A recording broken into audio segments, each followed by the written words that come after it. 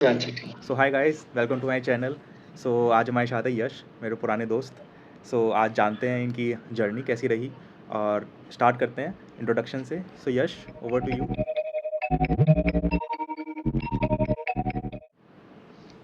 Thank you so much, Priyansh. So, hello everyone. My name is Yash Shah. I am from Anand, Gujarat. So, I work as a applications developer at Oracle India in Bangalore, and my role is kind of a software developer role here, and also I am at a very beautiful location in Bangalore, okay. and yeah, that's it. Thanks. Okay. So Yash, बताएंगे कि आपकी journey कैसी रही, मतलब आपने कैसे अपनी college time में कैसे इस जर्नी को फॉलो किया और कैसे आप ओरेकल में पहुँचे। सो बेसिकली बैचलर्स के मैं ट्वेल्थ से स्टार्ट करता हूँ। सो ट्वेल्थ के बाद मैंने एज अ ट्वेल्थ एग्जाम मेरा स्टेट बोर्ड दिया था, from state board. Then after मैंने जेडब्ल्यू की प्रिपरेशन इतनी अच्छी से नहीं करी थी, तो जेडब्ल्यू से मेरा कहीं एडमिशन नहीं होने वाला था, मुझे पता था। तो मैंने using my state board result I took admission at my BVM college in my home town in information technology, that's in IT। Okay. तो so your branch but so your branch was IT. In my bachelor's my branch was IT। या।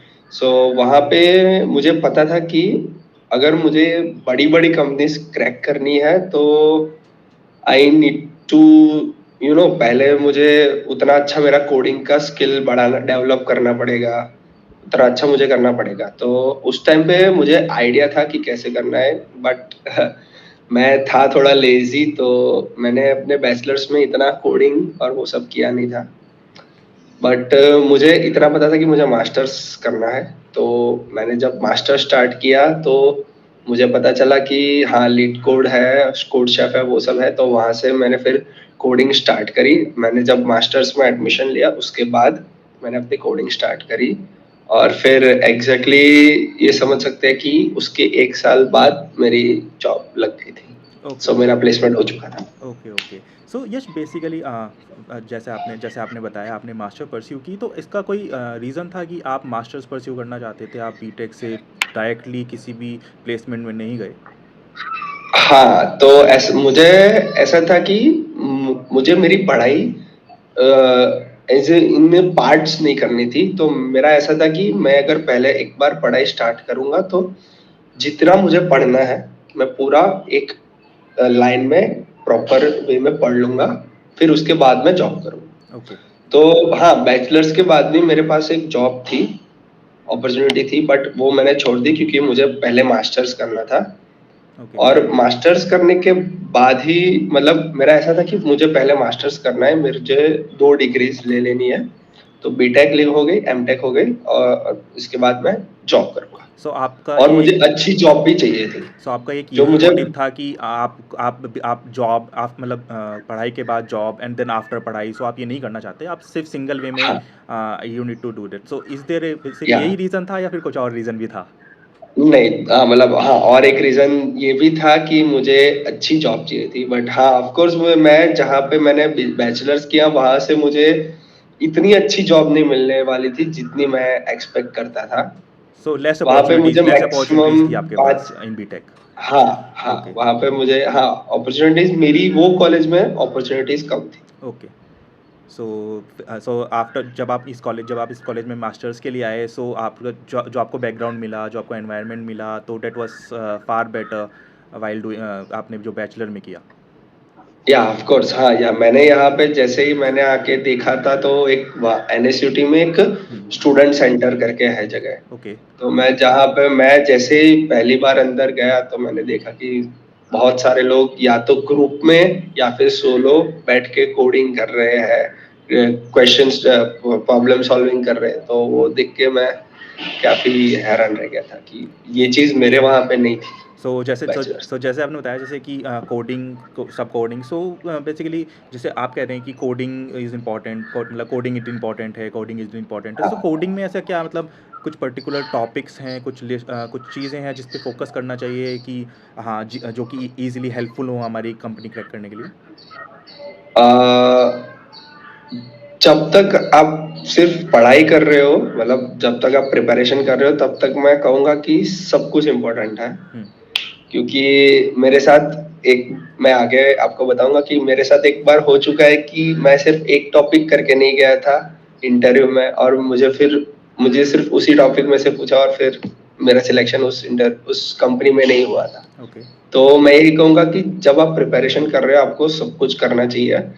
कोई भी चीज़ छोड़नी नहीं चाहिए, चाहे वो array से लेके डीपी तक का हो, आपको सब कुछ करना चाहिए। ओके। सो जैसे आपने बताया इसमें आपने इतनी मेहनत की, आपने कोडिंग में मेनली फ़ोकस किया और हर टॉपिक इम्पोर्टेंट है।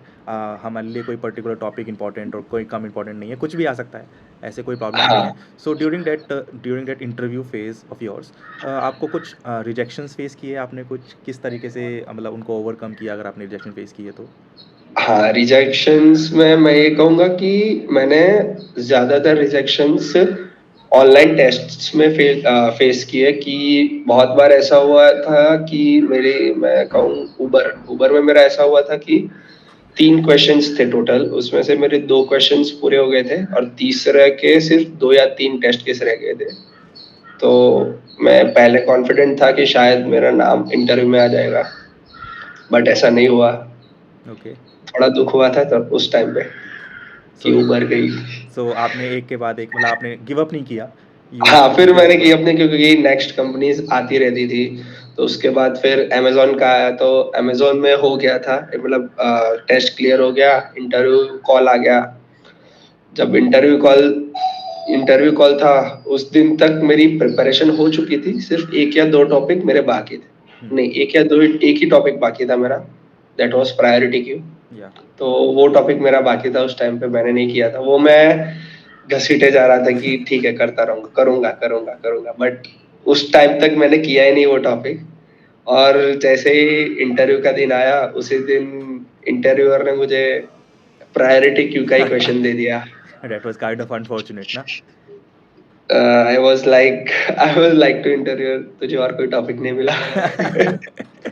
सो हाँ, बैड फीलिंग्स तो आती हैं बट जैसे यश ने बताया अगर उसको बताएं तो सो हमें ना गिव अप नहीं करना चाहिए कभी भी। हम कुछ भी प्रॉब्लम्स कर रहे यस। हैं कुछ ना कुछ हमें उसका जो रिजल्ट है वो इन फ्यूचर हमें किसी भी एक्सपीरियंस किसी भी कोडिंग राउंड में किसी भी इंटरव्यू किसी भी लाइफ के फेज में हमें उसका रिजल्ट ज़रूर मिलेगा। सो of that is course. Something. और वन थिंग कि हमारे पास एक ऑप्शन भी नहीं है। हमारे पास एक अब हम परस्यू कर रहे हैं हमने एक जॉब अपॉर्चुनिटी में हमारा रिजेक्शन हुआ। सो ये तो नहीं ना कि हम सोच के बैठ जाएं यार इसमें नहीं हुआ तो फ्यूचर हाँ, में भी ऑफ नहीं होगा। Course. So we need to keep going ना yes. Always. So okay. So basically जब आपका इंटरव्यू ओरेकल में जब आप ओरेकल में हायरिंग हुई so during that time how was your mind set about that company that come about that कि Oracle आई है सो हाउ बेसिकली आपने किस तरीके से परस्यू किया उसकी प्रिपरेशन को? हाँ, तो एज़ इन इससे पहले कंपनीज़ जो आ रही थी, वो क्या कर रही थी ना कि प्री प्लेसमेंट टॉक पहले ले रही थी, उसके बाद उनका टेस्ट हो रहा था और फिर इंटरव्यू। या तो ओरेकल ने ऐसा हुआ कि ओरेकल ने पहले टेस्ट लिया और उसके बाद उनका प्री प्लेसमेंट टॉक था। ओके। सो इसमें कितने राउंड्स तो थे मतलब ओरेकल में कितने राउंड्स थे आपके टोटल? सो पहले online okay, technical test, okay, उसके बाद मेरे 3 इंटरव्यू हुए हैं ओके। और फिर रिजल्ट आया था। सो तो ऑल 3। 3 इंटरव्यू रहे। Okay, all 3 technical rounds. नहीं, उसमें से 2 मेरे टेक्निकल राउंड थे और 1 मैनेजरियल राउंड था। Okay, managerial round. ओके। सो हाँ। इसमें क्या मतलब आपसे पूछा गया कोई मतलब आप अगर अगर बता सकते हैं तो मतलब आपसे क्या पूछा गया? किस चीज़ पे टॉपिक फ़ोकस्ड था? क्या इम्पोर्टेंट थिंग थी जो आपको लगा कि हाँ भई हाँ, इम्पोर्टेंट है थोड़ा? एक्चुअली मुझे ऐसा लगा कि उन लोग ने ऑलमोस्ट सब कुछ कवर कर लिया था वो 2 टेक्निकल इंटरव्यूज़ में, क्योंकि मुझे कोडिंग भी पूछ लिया था उसमें, फिर मुझे एसक्यूएल क्वेरीज़ भी पूछ ली थी, पज़ल्स भी पूछ ली थी मुझे, और मेरे दूसरे टेक्निकल राउंड में मेरे जो प्रोजेक्ट्स थे, हुँ, उन्होंने उसमें प्रोजेक्ट्स के बारे में भी मुझे पूछा था। ओके, तो ऑल इन ऑल उन लोगों ने शायद वो 2 टेक्निकल इंटरव्यूज़ में सब कुछ कवर कर लिया था, और थोड़ा बहुत जो बाकी का बचा था रिज़्यूमे से, वो मेरे मैनेजरियल राउंड से कवर हो गया था। ओके। तो ऑल इन ऑल उन लोगों ने सब कुछ कवर कर लिया। ओके। सो जैसे जैसे जैसे आपने प्रिपरेशन की, आपका जो ये राउंड हुआ, टेक्निकल राउंड हुआ, इसमें पजल्स पूछी गई, इसमें कोडिंग राउंड हुई, सो पजल्स समथिंग स्पेसिफिक आपने मतलब कहाँ से प्रिपरेशन की? क्योंकि पजल इज बेसिकली जो करते हैं सब अपना माइंडसेट से ही हम उनको आंसर्स करते हैं, हाँ बट कोई प्रिपरेशन मेथड हमने किसी कहीं से भी आपने पजल्स की हों? हाँ, मतलब एज इन स्पेसिफिक कोई पजल मैंने सॉल्व नहीं करी, बट हाँ मैंने ऊपर ऊपर से देख ली थी। तो मैंने जीएफजी से देखी थी कि जीएफजी पे काफी सारी पजल्स अवेलेबल है। ओके। तो बस मैंने देख ली थी और थोड़ी बहुत सॉल्व भी कर दी थी, तो ठीक ठाक मुझे आइडिया था कि पजल्स कैसे होती है। ओके। सो बट पजल्स के जो अलावा मैंने करी थी वो तो आई नहीं, नई पजल्स आई थी। वो तो एक लॉजिक डेवलप हो जाता है एज सच। हम जब पजल्स हाँ। करते हैं तो उसी यस। लॉजिक को बेस्ड हमें फॉर्म करके हमें उनसे आंसर्स देने होते हैं। And other thing you yes. Mentioned कि आपके प्रोजेक्ट्स के बारे में पूछा हाँ। गया। सो मतलब अकॉर्डिंग टू योर एक्सपीरियंस कि प्रोजेक्ट्स कितने मैटर करते हैं, कितना इंपॉर्टेंस देते हैं, और लगता है कि इंटरव्यू में इन प्रोजेक्ट्स पे हाँ इंपॉर्टेंस हाँ, होगी? प्रोजेक्ट्स पे वो लोग इतना फोकस नहीं करते, बस वो लोग देखना चाहते हैं कि आपने जो जो अभी तक मान लो आपने जावास्क्रिप्ट सीखा है, तो वो लोग यही देखते हैं कि आपने जावास्क्रिप्ट में जितना सीखा है आपने से उसमें से कितना इम्प्लीमेंट किया। ओके। अगर आपके पास कोई बेसिक प्रोजेक्ट्स भी होते हैं, मतलब इतने हाई लेवल के भी नहीं, मतलब नॉर्मल बेसिक प्रोजेक्ट्स भी अगर आपके पास होते हैं, और अगर उनको आपने ढंग से किया है, अच्छे से आप अगर उनको रिप्रेजेंट कर सकते हो, तो they are okay with that. Okay. उनको हाई लेवल प्रोजेक्ट्स नहीं चाहिए। So they just need to see your logic, how you are building your yes. logic, and how much skill have you developed by studying those particular topics, right? Yes. Yes, that's it. Okay. So अब आपका inter Oracle में हुआ, so after after that Oracle जब आपका selection हुआ, so मतलब basically how was your feeling, and parents को कैसा लगा, मतलब क्या फीलिंग थी? एज इन व्हेन मैं तो सो रहा था जब रिजल्ट आया। ओके। एक्चुअली शाम को 5:30-6 बजे इंटरव्यू सारे खत्म हो गए। ओके। उसके बाद कुछ खाया नहीं था, तो कुछ खाने ही चले गए। खाने के बाद आके सोचा थोड़ी देर सो लेते हैं और उसके बाद वापस उठ के पढ़ाई करेंगे, क्योंकि रिजल्ट तो तब तक आया नहीं था। हम्म। मैं सो रहा था, तो एक फ्रेंड आया, रूम का दरवाजा खटखटाया हॉस्टल में कि भाई तेरा सिलेक्शन हो गया। I was like what. I was very happy. Okay. Nice. तो उसके बाद सारे फ्रेंड्स आ गए। मैंने बोला 5 मिनट रुक जाओ, घर पे बता देता हूँ पहले। ओके। तो घर पे बताया, मम्मी को, पापा को, भाई को, सब लोग साथ में थे। Hmm. They all were also very happy. Okay. Of course tears उनके आंखों में तो आ ही जाते हैं। हाँ, खुशी के आंसू। वो हाँ, खुशी के आंसू, तो ठीक है। और टिपिकल उसके टिपिकल बाद typical Indian problem. Yes, of course, प्यार।